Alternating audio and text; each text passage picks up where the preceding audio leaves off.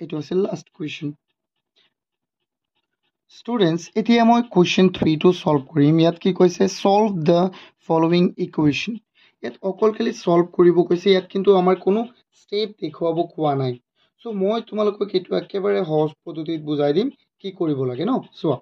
ইয়াত আমি প্ৰথমটো চাওঁ কুৱেশ্যন 3 1 চাওঁ 1 সলিউশ্যন ইয়াত কি দিয়া আছে 4x equal 64 চোৱা 4x equal কিমান দিয়া আছে 64 এইটো কেনেকৈ সলভ কৰিবা চোৱা তোমালোকে সেইটো তাত দেখিছা যে যদি ইয়াত পূৰণ থাকে তেন্তে ইয়াত কি হয় হৰণ হয় যদি ইফালৰ বস্তুটো পূৰণ হৈ আছে ন তেন্তে ইয়াত কি দিবা হৰণ যোগ থাকিলে বিয়োগ থাকিলে কি হ'ব যোগ এনেকুৱা হয় মানে চোৱা তেন্তে ইয়াক আমি কেনেকৈ কৰিব পাৰিম জানা যেনে এক্সৰ লগত 4টো পূৰণ হৈ আছে তেন্তে এই 4টো ইয়াৰ পৰা গুচি গ'লে ইয়াত কি হ'ব হৰণ 64ৰ লগত কি হ'ব হৰণ ডান কিমান সহজ হ'ব এইটো আৰু আটাইতকৈ সহজ চ' কেইবাৰ যাব ইয়াত যাব এবাৰ কিমান বাকী থাকিল 2 24ত কেইবাৰ যাব 24ত যাব আমাৰ 6বাৰ কেইবাৰ যাব 6বাৰ ডান কিমান হৈ গ'ল আমাৰ 16 এনচাৰটো আমাৰ কিমান হ'ল 16 মইতো কেনেকৈ কৰাইছোঁ বুজি পাইছানে চোৱা ইয়াত 4 এই চলকটোৰ লগত কি আছে পূৰণ তেন্তে এই 4টো যদি সমান চিহ্নৰ ইফালে যায় কি হ'ব হৰণ যদি যোগ হৈ থাকে তেন্তে হ'ব বিয়োগ হৈ থাকিলে যোগ আৰু হৰণ থাকিলে পূৰণ চিম্পল 2 নম্বৰটো চাওঁ আমি 2 নম্বৰটো আছে আমাৰ কি 4x + 7 = 15 তেন্তে আমি প্ৰথমে প্লাছ মাইনাছৰ কেইটা চাম +7 তেন্তে ইফালে গ'লে কি হ'ব -7 4x 15ৰ লগত কি হ'ব -7 চোৱা এতিয়া 4x = কিমান হৈ যাব চোৱা 15ৰ পৰা 7 গ'লে কিমান থাকিব 8 আৰু এতিয়া কাক আমি এনেকৈ কৰিব লাগিব 4ক 4 ইয়াত কি হৈছে পূৰণ ইফালে গ'লে কি হ'ব হৰণ সেম বস্তু হৰণ কাৰ লগত হ'ব 8ৰ লগত তেন্তে x = কিমান হৈ গ'ল 2 ডান এইটো ডান নেক্সট আমি চাওঁ নেক্সট কি আছে ষ্টুডেণ্টছ 3 কি আছে y/4 = 6 চোৱা ইয়াত 4টো অতৰাব লাগিব নে নহয় 4 ইয়াত কি হৈছে হৰণ তেন্তে ইফালে গ'লে কি হ'ব পূৰণ y = কি হৈ যাব 6 × 4 so y =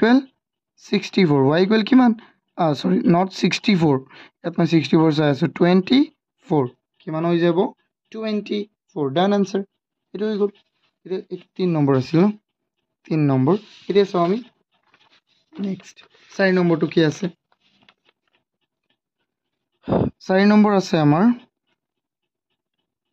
3y/ সলিউশ্যনটো লিখি ল'বা 3y = 60 চোৱা 3y = 60 আছে তেন্তে 3y ৰ লগত পূৰণ এই 3টো ইফালে গ'লে কি হ'ব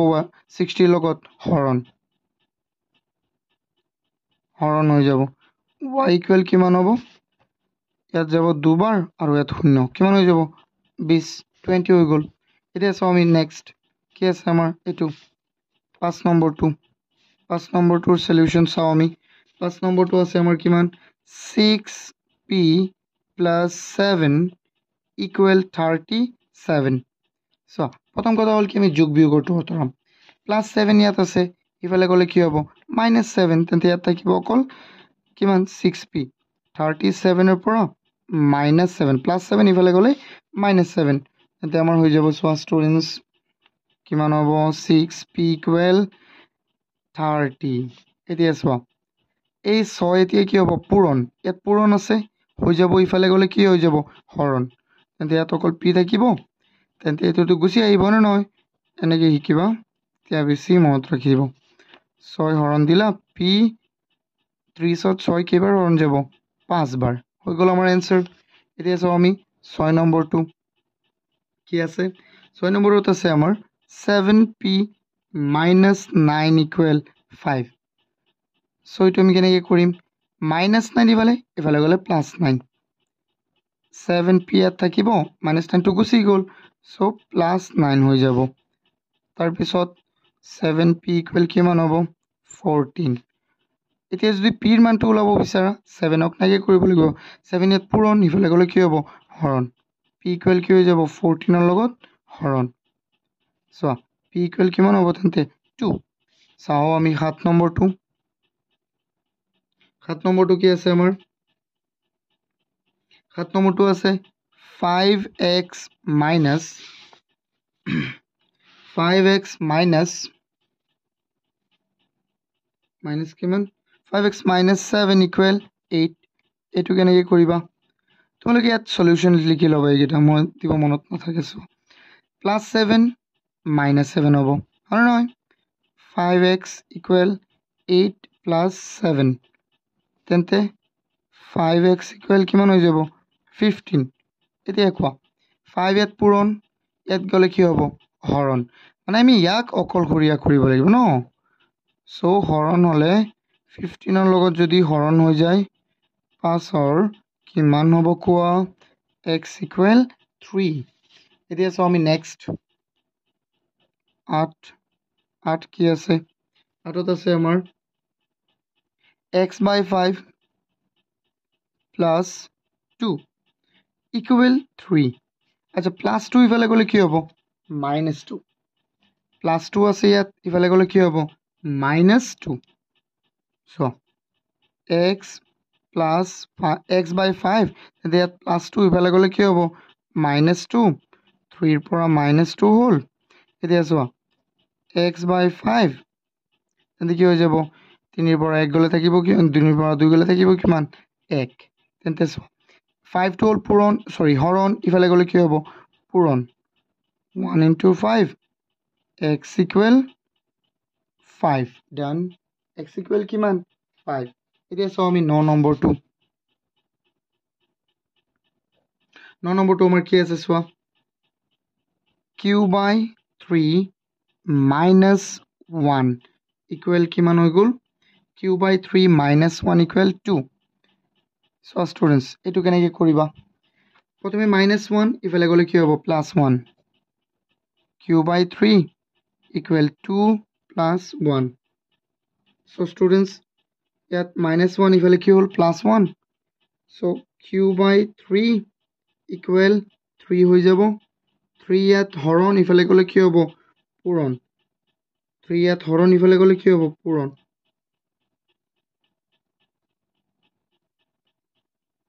ডান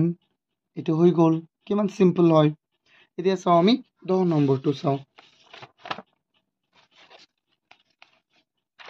তোমালোকৰ কিবা অসুবিধা হ'লে মোক জনাবা কমেন্ট কৰিবা হে মই বা কল কৰিব পাৰা মোক মোৰ নাম্বাৰটো ওপৰত দিয়া আছে চোৱা 10 নম্বৰ ন আমি 10 নম্বৰত আছিলোঁ চোৱা 10 নম্বৰত কি আছে 3x plus 11 equal 50 plus 11 ইফালে গ'লে কি হ'ব minus 11 3x equal 50 minus 11 plus 11 ইফালে গ'লে minus 11 তেন্তে 50 ৰ পৰা 11 গ'লে কিমান থাকিব এইটো আগতে লিখি লওঁ চোৱা কিমান 39 3 ইয়াত x ৰ লগত পূৰণ ইফালে গ'লে কি হ'ব 3 টো হৰণ x equal কি হৈ যাব 39 by 3 so x will be x equal কিমান হৈ যাব 3 ইয়াত এবাৰ ইয়াত তিনিবাৰ কিমান হৈ যাব আমাৰ 13 কিমান সহজ চোৱা এতিয়া চাওঁ আমি 10 নম্বৰটো সৰি 10টো তুমি চালো এতিয়া 11 নম্বৰটো চাম চোৱা 11ত কি আছে 4x plus 10 equal 26 চোৱা 4x plus 10 equal 26 ন plus 10 ইফালে গ'লে কি হ'ব minus 10 4x equal 26 minus 10 তেন্তে 4x will be চোৱা 26 ৰ পৰা 10 গ'লে কিমান থাকিব 16 so 4x equal কিমান হ'ব চোৱা 16 হৈ গ'ল ন এতিয়া চোৱাচোন ইয়াত আমি এইটো কাটি দিওঁ কাৰণ 4 টো ইয়াত পূৰণ হৈ আছে ইফালে গ'লে কি হ'ব তেতিয়া হৰণ 16 ৰ লগত আৰু আমি জানো যে 4 16ত কেইবাৰ যাব হৰণ 4 বাৰ কেইবাৰ যাব 4 বাৰ কিমান সহজ এইটো এতিয়া চাওঁ 11 নম্বৰটো কি আছে 12 নম্বৰটো সৰি 12 নম্বৰটো কি আছে x by 3 plus 4 equal 6 তোমালোকে এইটো নিয়ম সদায় মনত ৰাখিবা তেতিয়া বেছি ভাল হ'ব +4 ইফালে গ'লে এই +4টো কি হ'ব -4 মানে আমিতো ইয়াক অকল ৰাখিব লাগিব হয় নহয় সেইকাৰণে x/3 +4 ইফালে গ'লে কি হ'ব -4 চ' তেন্তে কিমান হৈ যাব চোৱা x/3 = 2 হ'ব কিমান 2 চোৱা 6 - 4 2 তেন্তে ইয়াত 3 পূৰণ হৰণ ইফালে গ'লে কি হ'ব পূৰণ 2 × 3 x = কিমান হৈ যাব 6 এতিয়া চাওঁ আমি নেক্সট কিমান 13 13ত কি আছে p/3 + 5 = 12 এইটো কৰা p +5 ইফালে গ'লে কি হ'ব -5 p/3 12 - 5 তেন্তে ইয়াত আছে p/3 = 12ৰ পৰা -5 গুচি গ'লে কি হ'ব চোৱা 12ৰ পৰা যদি -5 গুচি যায় আমাৰ থাকিব কিমান 7 এতিয়া চোৱা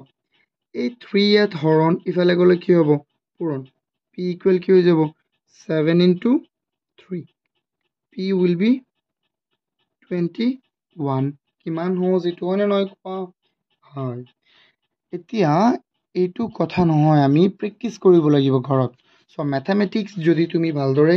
তুমি আয়ত্ত কৰিব বিচাৰা দেন তুমি এটাই কৰিব লাগিব সেইটো হ'ল প্ৰেক্টিচ বেছি প্ৰেক্টিচ কৰিব লাগিব এতিয়া হ'ল 14ত কি আছে q/2 + 4 = 7 এইটো কেনেকৈ কৰিবা +4 ইফালে গ'লে কি হ'ব -4 q/2 = 7 - 4 কিমান হৈ গ'ল q/2 = কিমান হৈ যাব চোৱা 7ৰ পৰা 4 গ'লে 3 2 ইয়াত কি হৈ আছে আমাৰ হৰণ ইফালে গ'লে কি হ'ব পূৰণ q = 3 × 2 অৰ্থাৎ কিউৰ মানটো আমাৰ কিমান ওলাল কিউৰ মানটো আমাৰ ওলাল 6 এতিয়া চোৱা আমি লাষ্ট কি আছে এইটো 15ত কি আছে আমাৰ 2 whole into x + 3 = কিমান হ'ব x + 7 চোৱা এইটো কৰিবলৈ হ'লে আমি প্ৰথমে কি কৰিব লাগিব অকণমান লক্ষ্য কৰি লওঁ চোৱা ইয়াত এইটোতো চোৱা পূৰণ হ'ব লাগে হয় নে নহয় এই ব্ৰেকেটটোৱে কি বুজাইছে চোৱা যে এই ব্ৰেকেটটোৱে বুজাইছে যে এই দুইটো এই গোটেইটোৰ লগত পূৰণ হৈছে তেন্তে এই 2ক এবাৰ xৰ লগতো পূৰণ কৰিবা যোগ এই 2ক এবাৰ 3ৰ লগত পূৰণ কৰিবা 2 পূৰণ x কিমান হ'ব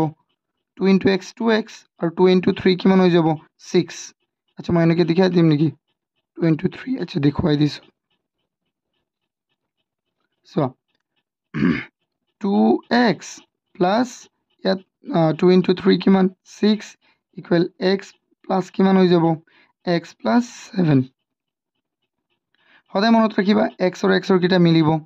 x ইয়াত প্লাছ হৈ আছে ইয়াত প্লাছ আছে নে নাই কোৱা ইফালে আহিলে কি হ'ব মাইনাছ কিন্তু ইয়াত এইটো 6 প্লাছ হৈ আছে ইফালে গ'লে কি হ'ব মাইনাছ 2x - x = +6 ইফালে গ'লে কি হ'ব মাইনাছ ইয়াতো x আহি গ'ল তেন্তে ইয়াত অকল থাকিল 7 ইয়াত +6 আছিলে ইয়াত গ'লে কি হ'ব -6 তেন্তে 2xৰ পৰা মানে দুটা xৰ পৰা এটা x গুচি গ'লে এটা x থাকিব আৰু 7ৰ পৰা যদি 6 গুচি যায় তেন্তে 1 থাকিব এইটো হ'ল আমাৰ লাষ্ট আনসাৰ আই হোপ তোমালোকে এইকেইটা বুজি পাইছা যদি বুজি পাইছা তেন্তে ভিডিঅ'টো লাইক কৰি দিয়া যদি কৰা নাই আৰু চেনেলটো ছাবস্ক্ৰাইব কৰি দিবা আৰু লগৰ বন্ধু বান্ধৱীৰ লগত এই ভিডিঅ'টো শ্বেয়াৰ কৰি দিবা থেংক ইউ